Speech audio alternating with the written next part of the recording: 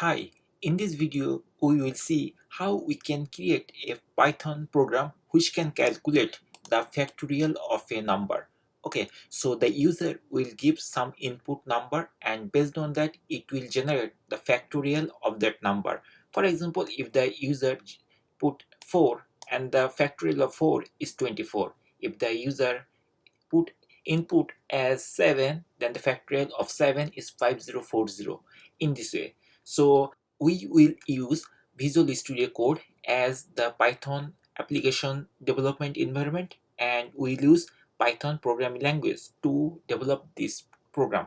We will build on function which will take which will actually calculate this thing for us. So let's build a method first or function first. In Python, to create a function we have to use the keyword def, which means definition, and then we can make the function name like factorial. Okay, so I'm typing factorial and this is the method or function for this case, and here we have to pass on parameters because user will put on value and it will take the value and it will process. So suppose the value from the user we can take or we can define as variable like n for number. Okay, and then a colon. This is the common way to create a function in Python, and after that I will use pass. I'm not going to implement this thing right now, I will implement later. Okay, but if I don't put pass, Visual Studio give us some error, so to avoid that error I just put pass.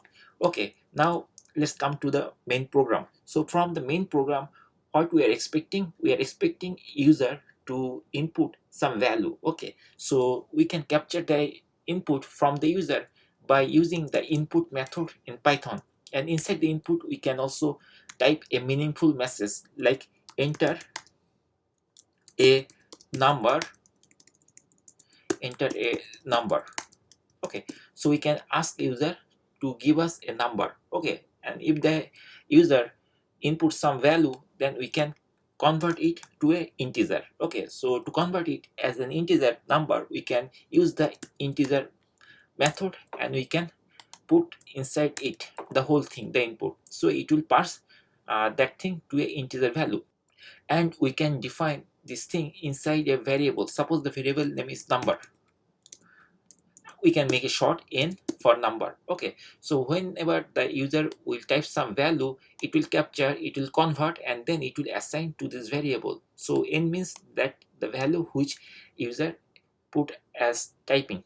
Okay, so this is the only one input we need from the user, and after that we can calculate the factorial by using this method. So we have to call this method or function factorial, and then we have to pass the number which user puts as input. Okay, so here it should be n. Okay, and if we call this thing, then it will execute this thing, but right now it will not do anything because we still didn't implement this factorial method.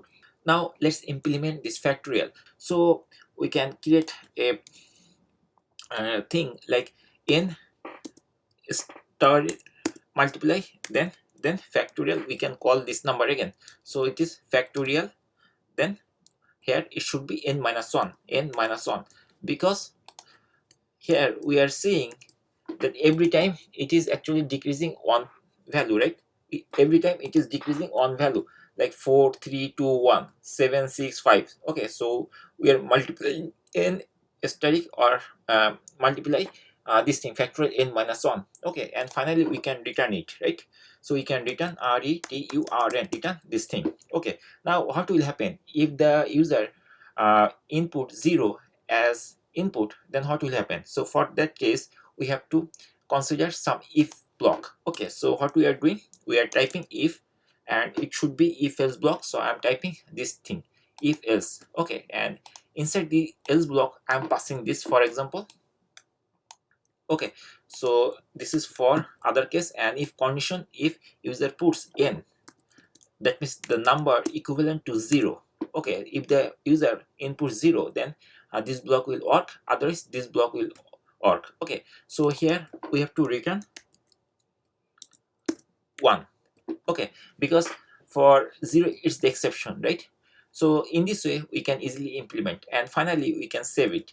Okay, now one thing, so this is the method which we implemented, that is fine to calculate the factorial of that input number, but we have to print. So to print the result in Python, we can use the print method. So I'm typing print, and inside it we can put a meaningful message like factorial of, suppose the input number, this is the 0 argument, is then the value.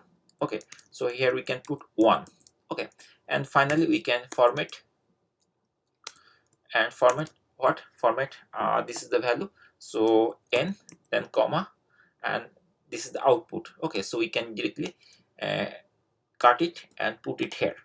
Okay, so n means this argument, and this means this function call means this argument. Okay, so let's run it. So we are almost done, so let's run it and check whether this program is working or not. Okay, so I'm right clicking, I'm just right click on the Visual Studio Code, and then I choose run Python file in terminal, and the terminal window will be open, and it is asking enter a number. Suppose I put the number is 2 and then press enter, and it will give us the factorial 2 is 2, right? So again run this thing and check. Suppose here we know the factorial 7 is 5040. Let's try it. So right click, then run Python file in terminal and put 7.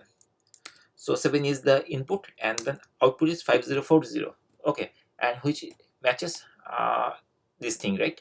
So in this way basically we can create this thing. And let's check 0.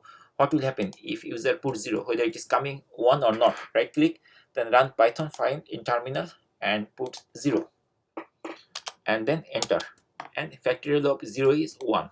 Okay, so it's working, right? So in this way you can easily implement a factorial program, which is a very tiny program for your program. And I developed this thing by creating on a small method, so that we can reuse this method as a utility if we need for some other location of our program. So that's all guys. Hopefully by watching this video you are able to create this small tiny program to calculate the factorial of any number.